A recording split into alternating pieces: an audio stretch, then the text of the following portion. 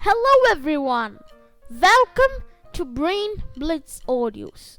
Today we will be reading the story A Saturday Morning, which is about a boy named Tom who worked on a Saturday morning as a punishment. Let's begin, shall we? Tom! No answer. Tom! No answer. Where can he be? Aunt Polly asked herself. He must be somewhere here. She went to the door, looked out into the garden, and shouted again, Tom! Tom! No answer. The old lady stood there thoughtfully. Suddenly, she heard a sound behind her. She turned round quickly. There was Tom, near the cupboard door. He had jam all over his face. What have you been doing? Aunt Polly asked angrily. When Tom did not answer, she went on. You've been stealing jams again.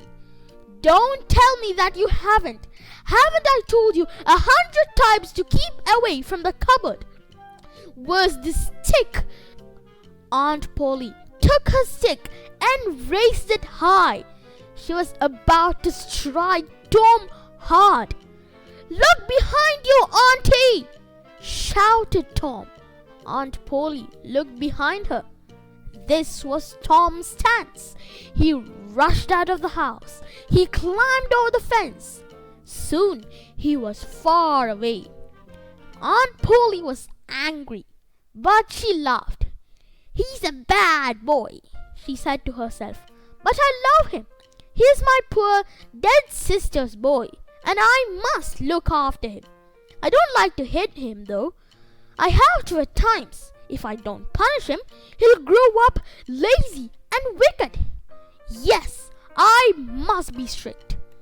Aunt Polly sighed. I'll have to punish him for stealing the jam. But how? I know. Tomorrow is Saturday and there's no school on Saturdays. The boys have a holiday. But I'll make Tom work. That will punish him. The next day, Saturday, was a holiday for the school. All the boys in the village were free. It was a beautiful day. The sun was shining and the birds were singing.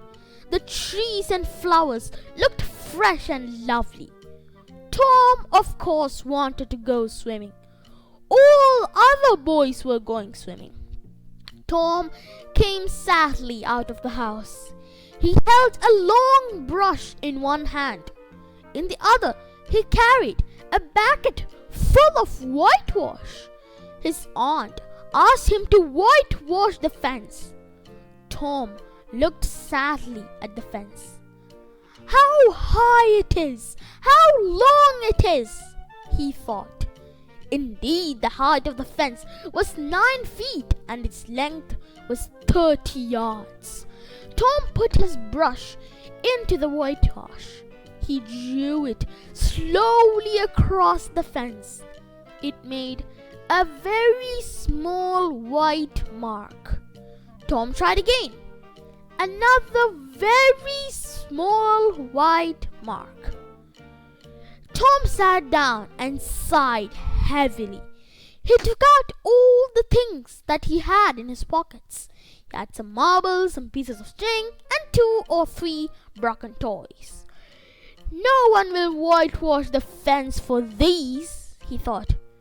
No, I must think of a better plan. He thought and thought. Soon he had an idea. He picked up his brush again and began working hard. Ben Rogers was coming down the street. Tom pretended not to see him. He worked harder than ever. Ben was eating an apple. He looked very happy. He was pretending that he was a big ship and was rolling like one. He gave orders in a loud voice and the ship obeyed them. He came up to Tom. He rubbed his eyes. Why, Tom? he cried in great surprise. "You're working?" Tom said nothing. He went on with his whitewashing. He seemed very much interested in his work. "Tom, you're working!" Ben repeated. "Oh, it's you, Ben. I didn't notice you. I'm just going for a swim. You don't want to come, do you? You like working, don't you?" "This isn't work," Tom said quietly and went on painting. "Not work?"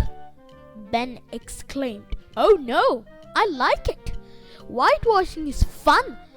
You've never whitewashed a fence, have you?" "Well, no, I haven't."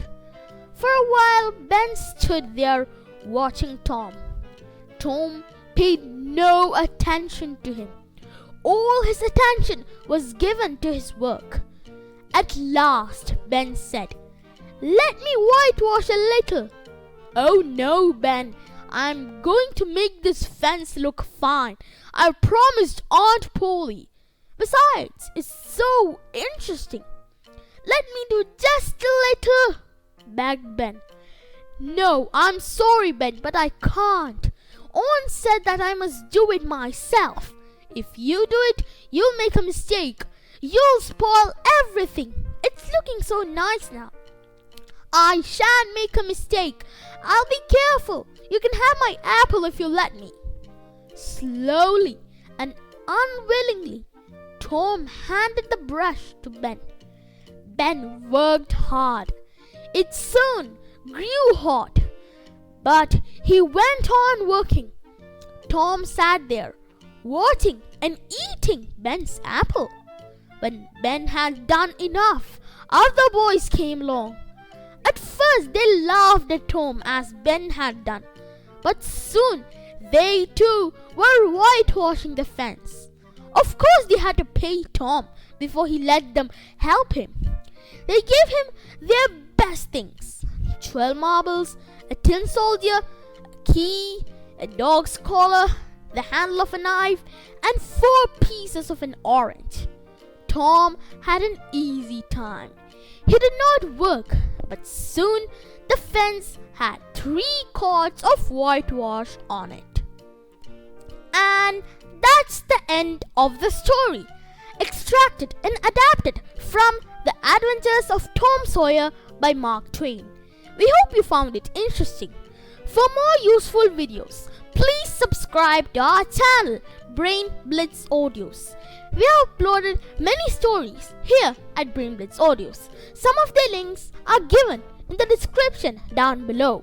Please do visit the links and enjoy more stories. See you soon. Bye bye.